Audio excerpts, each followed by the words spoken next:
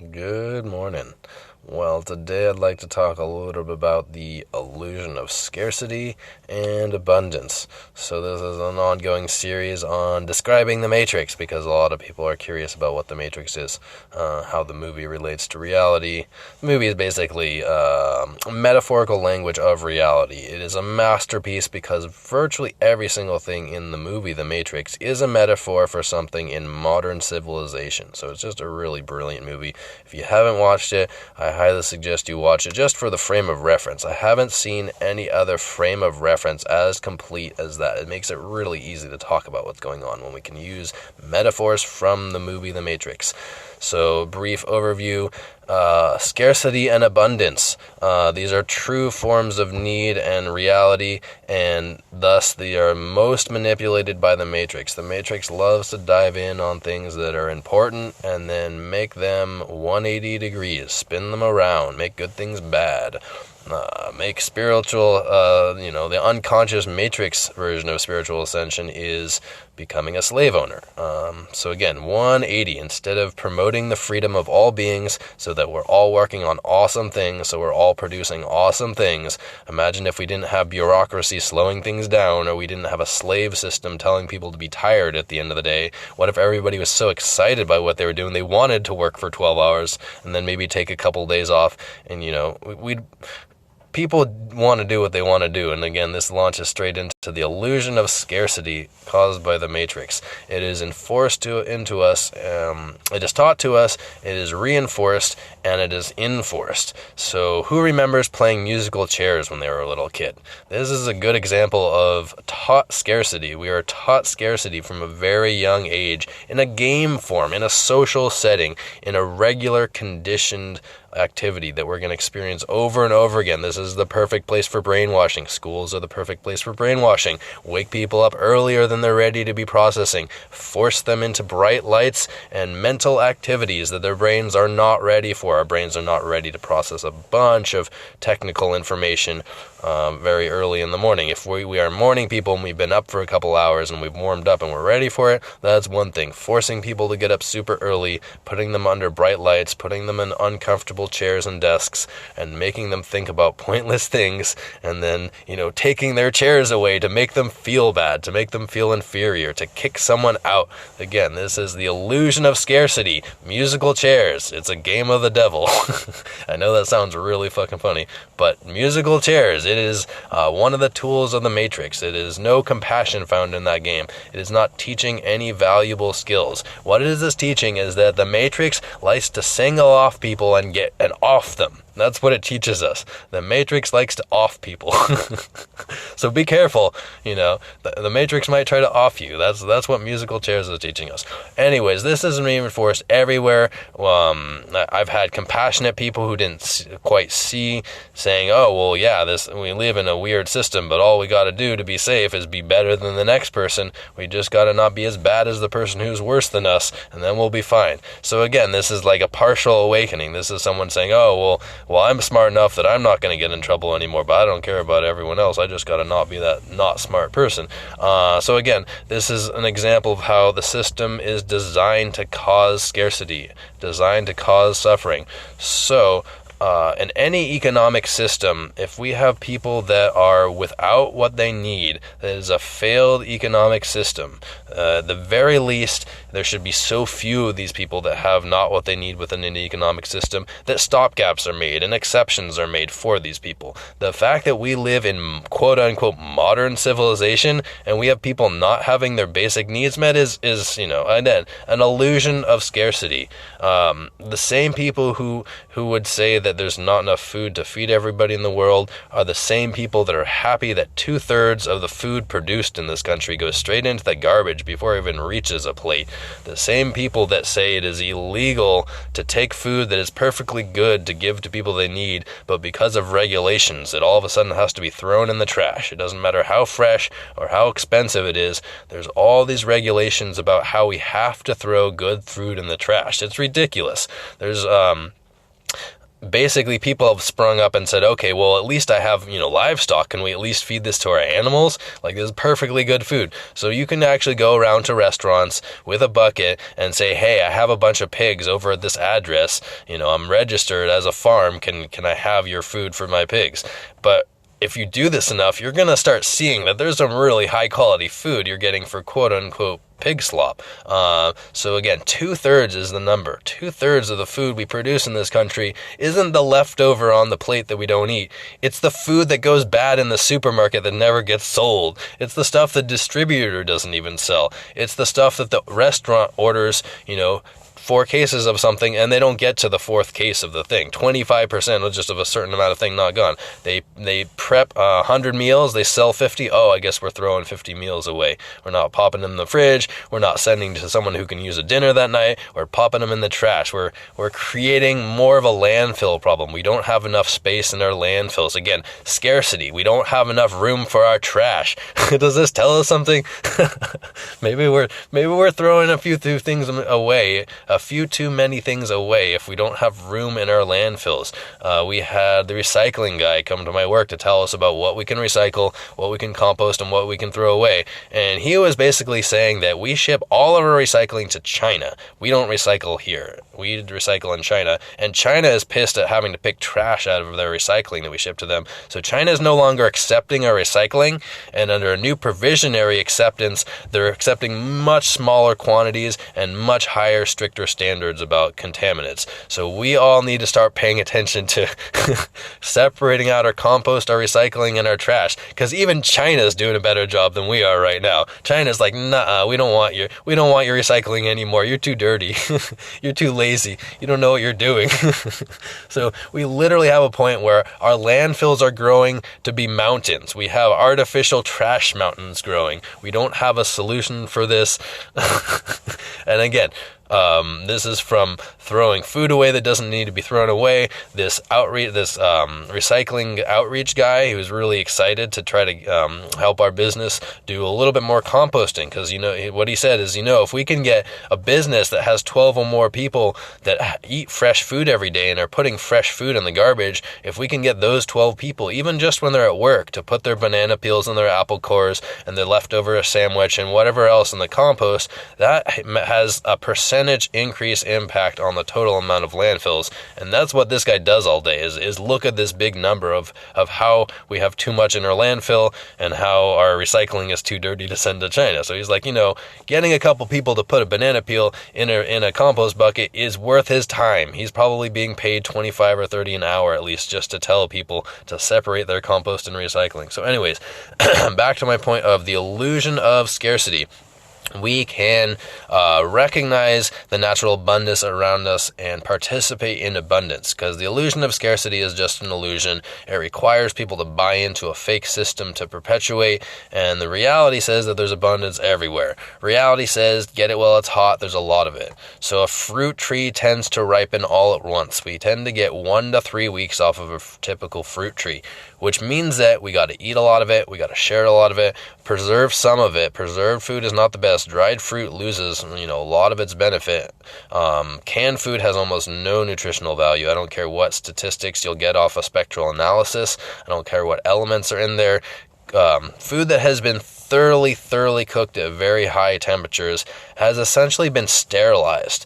So it's been oxidized to a point where it's just been rendered virtually useless. I can eat a can of soup that I really like the flavor of, that I think has decent organic ingredients, and then I can take 2 or 3 bites of a homemade soup, and they're, about the same nutritional value as, 2 or 3 little spoonfuls as a whole can of soup, and 2 or 3 spoonfuls of something that was just made fresh, that was temperature conscious. I'm going to feel more alive from that. Again, abundance and scarcity. Scarcity is going to Food Max or whatever discount food store and buying low quality food for ridiculously cheap so that we can stuff our gullets and become overweight with food that causes diseases, causes diabetes, Or we can go to a health food store and by a small amount, which is actually a normal amount in reality, when we've just been conditioned to think that everything is supposed to be jumbo size, I myself thought that I needed to eat a large bowl of vegetables at night to fill myself up because I was growing my muscle, and now I've realized that I don't. The quantity of food that I eat has very little correlation to who I am and anything about me other than the amount of food that's going through my digestive system. Maybe if we are dealing with very, very high athletic output, if we are literally sweating for more than an hour a day due to exertion, this is what I would call extremely high output. I don't know anybody in my life who does this. More than an hour every single day, no days off, of sweating for 1 hour due to physical exertion. So landscapers and construction workers very rarely even get to this point. Some of them do. It's a lot of effort, it's a lot of strain, and it's a lot of muscle use. But I don't see people really using their energy and building up a sweat and really using their bodies in the way that would require massive amounts of food. For an example of how food works with our system, sumo wrestlers purposely eat a large amount of food to create extra weight in their body. They don't need the extra calories to become strong. They eat healthy food. Sumo's diet is all meat and is all protein and vegetables because it's just the essentials. They want to slam their body with the essential nutrients they need. Lots of fresh food, lots of high quality proteins, and then just large volumes to create volume. So we can take this, and on the end of that, we don't want to be big giant sumos. We want to be efficient and good at what we're doing. So we want to eat that same high quality food that the sumos are eating, really high quality fresh produce and good source of protein, and in very small quantities because we're not trying to build up a bunch of blubber to bounce into each other. Okay, so even if we're trying to gain a bunch of mass, even if we're trying to gain a bunch of muscle, protein powder is an illusion. I have been experimenting with protein powder for many years, and my conclusion, it's always open-ended, I'm always open for more data, but all my research points to the fact that it's full of artificial junk, even all the organic stuff, and my body hates it. And all I have to do is take protein powder out of whatever protein shake or whatever meal I was putting in, and that meal is all of a sudden healthier for me. My body's responding better. So I don't care about statistical numbers and data about nutrients. Again, I studied this for very many years trying to solve some health difficulties, and I eventually realized that the quality of the food and the form the food is in is way more important to me than the nutrients. I don't care how many fortified nutrients are in an energy bar. If that's 15 grams of sugar for an ounce of food, that's a candy bar, and your body's going to be our bodies will process it as if it's candy. We'll get an insulin spike, we'll get a bunch of, we'll get a rush and then a drop. Our irritation and inflammation in our digestive system from the sugars are going to be mixed with fats and grains, which is going to cause uneven digestion. So again, eating simply, it's not about getting these quote-unquote nutrients and calorie counting. This is an illusionary game. If our body responds well to something, if our vibration is increased, we eat a piece of fruit and we're like, ooh, that feels really good. That's telling us something. If we eat a hamburger and we're saying, oh, I feel sedated, I feel satisfied and sedated and lethargic, that's our body saying, hey, you ate something that I wasn't supposed to eat, now I'm shutting down. So this is a really good metric. We've been told that because life is so scary, the Matrix is cruel. It was enforced cruelty, scarcity of love and joy in the Matrix. This is something else we experience. So we are taught to replace this lack of love and this lack of joy that we experience around each other. Instead, we have this fear and doubt and uncertainty. FUD, as it's called in the financial world, fear, uncertainty, and doubt. It's actually a weapon. It's weaponized in the financial world. People wield fear, uncertainty, and doubt to create economic ripples that they can then ride and redistribute wealth to even more scarcity. So anyways, food scarcity.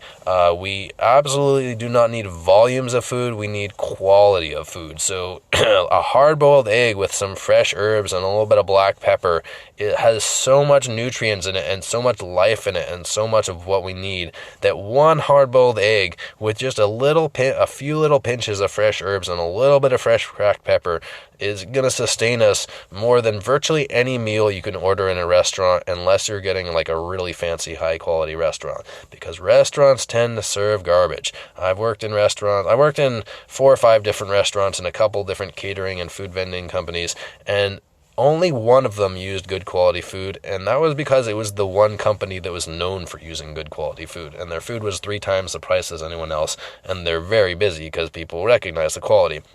Anyways, it's up to us to reshape the food paradigm, because right now people are going out and buying food which isn't food and supplying that demand, or creating demand for that supply, which people are happy to continue to fill. So it's really important to focus on creating abundance through consciousness. So seeing that, for me, it was a huge eye-opener when I realized that I could eat 3 stalks of celery and a tablespoon of tahini, and that was lunch, and I felt great, and I didn't feel like I needed anything out of that. That was a revolution for me, because all of a sudden I went from scarcity consciousness to abundance consciousness. I realized that $2 or $3 for a stalk, head of celery, and $3 or $4 for a jar of tahini. This is like a week's worth of food for me. This is a liberating experience. When I go camping, or if I go to a music festival or whatever I want to do, I know all I need is a bunch of fresh produce and some tahini to go with it, and I'm good for days. This is a revelation, and this is, again, moving from scarcity consciousness to abundance consciousness. We know that the food that is available isn't healthy. We know that we waste most of it. So the thing we can do about this is we can be smart, and we can look at what food we're eating, and we can say, is this food that I'm eating for emotional or even comfort reasons? And if it is, let's make sure that that's separate from my nutritional intake. I eat emotionally and I eat for nutrition, and I played around with eating spiritually, which basically means not really eating. What I have found is that eating is all about emotion. If I am able to do alchemy and process my emotions in a very real, tangible way, I don't really need to eat anymore. So when I'm on fire, when I'm lit up, and when I'm buoyant and I'm on a roll, I just don't feel like I need to eat much or sleep much. And I know that many other people have experienced this before. I hear this story quite a bit. Most people say, oh, I was in my early 30s, and this is a part of being in my early 30s. And I think that's true, but it's because when we're in our 30s, we're very prone to having spiritual awakenings. And so I think a lot of people have had spiritual awakenings, and just the Matrix says, oh, scarcity, that's just a quick temporary thing. You're only going to get that in your early 30s. You're going to get a quick burst of it. You might get it again in your late 30s, but that's just part of, quote unquote, being young. Scarcity. It only happens in a finite way. In reality, we know that masters from India eat very little food, are very skinny, and are very, very intelligent, and help a lot of people, heal a lot of people, teach a lot of people. So we know this isn't a one-time thing that just happens in our early 30s and then maybe against one other time in our late 30s, or that when our life is going really well, we're not going to pin this on some external unknown condition for ignorance. We're not going to decrease consciousness around this concept when we have greater consciousness around this concept. Basically, all we have to do is be smart. Open up our minds, think about it more, be creative. The Matrix tells us scarcity, shut down, contract, the decreased consciousness, be in fear mode, and expanding consciousness, stepping outside the Matrix, says creative problem solving. What can I do in this situation? Reevaluate all the data. Turns out eating processed bread isn't very healthy. So whatever other nutritional data we're working with, if we're eating processed bread and we're not factoring that in, that could be more of a large piece of the picture than anything else that we're looking at. So expanding our consciousness into abundance consciousness is often just looking at reality again, looking where things are going. There's very simple science behind behind all this. If you want to research food distribution and FDA-approved laws about how food can be handled and transferred, this is all generally available. If you want to go to your local junior college or community college and take some classes on food safety, on cooking and food safety, this is entry-level information that they'll teach you all about, like how long you can store food for, what temperature, all the regulations on when you have to throw food away. It's kind of ridiculous. Anyways, we have so many food options. If we live in an area where we grow food, if we don't, we might want to consider moving to somewhere, or at least going online and looking for some other options. Sometimes we can find some local distributors and have them make custom special orders for us. If we live in a place where we don't have access to good food, we might be able to do some little creative work. We might be able to find a couple other people in our area and create a little co-op to have a distributor drop off some high quality food at an affordable price. We might be able to start a little backyard garden. We might be able to play around with eating nutrient-dense food, freshly picked food, and see if our appetite changes. See if we need less food because we're eating higher quality food that's been picked just when it's right. I found that when I switched from store-bought to homegrown when I had the opportunity, this was 2009, before I had a spiritual awakening, all of a sudden I noticed over the course of a couple months I needed half as much food. So I filled up my bowl with half as much food just because it was fresh picked. I was doing everything exactly the same. It was cooked, same seasonings, it was just fresh picked and store-bought, 50% less. I almost didn't believe it. I was like, wait a second, don't I need more than that? But I just found myself stopping eating halfway through the bowl. So again, the illusion of scarcity is counteracted by recognizing abundance. So all we gotta do is start looking for abundance around us. And you know what happens when we start looking for things? We start finding them. All right, have a wonderful morning.